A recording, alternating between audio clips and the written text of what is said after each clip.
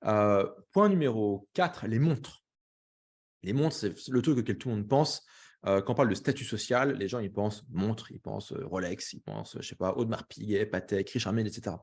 Et c'est vrai que les montres sont une manière de signifier, votre niveau de richesse matérielle, mais aussi votre, appartenance sociale. C'est si vous êtes un grand bourgeois, vous allez pas porter une Rolex. Vous allez porter, je sais pas, plutôt une Patek, mais pas une Patek Nautilus. Vous allez avoir une Patek, qui est pas un modèle iconique, classique, que vous trouvez sur Instagram.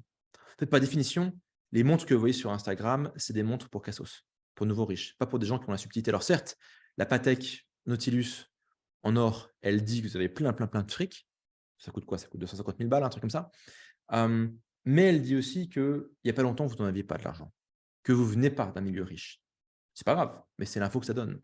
Vous avez par contre, une tourbillon, machin, Patek, bidule, rare que personne ne connaît et personne de loin, sauf un connaisseur, voit que c'est une Patek.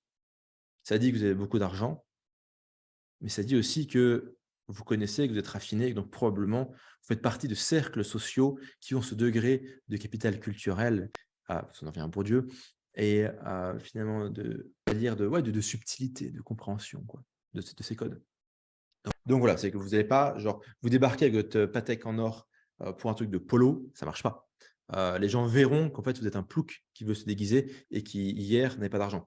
C'était une phrase que m'avait trouvé, que m'avait fait une anecdote que m'avait raconté AH, Hugo, enfin de Fiscalité Investissement, où il racontait une histoire où c'était quelqu'un avec qui il avait travaillé, qui était une je crois une grande fortune et donc ils étaient au resto et à côté il y avait un couple donc de gens qui probablement qui venaient de gagner au loto ou une connerie comme ça quoi et le mec avait la Patek je sais plus si c'était Patek ou Audemars Piguet, on s'en fout, qui était en or rose, les diamants, les machins, les trucs et tout. Donc le gars, donc le collègue ou l'employeur, je sais plus de AH, dit: «Ah ouais, vous avez une belle montre monsieur» et le mec il fait: «Oui voilà, donc c'est une Patek machin, modèle bidule, truc muche», donc il parle sa montre et l'autre il pose des questions, il fait semblant d'être intéressé: «Ah ouais, vous avez réussi à l'avoir? C'est vrai que c'est un modèle rare?» «Ah non, oui, oui, c'est un modèle rare et tout machin, mais bon» et à la toute fin, le mec lui dit: «Vous savez, il y avait des manières moins chères de montrer que vous avez pas toujours eu de l'argent».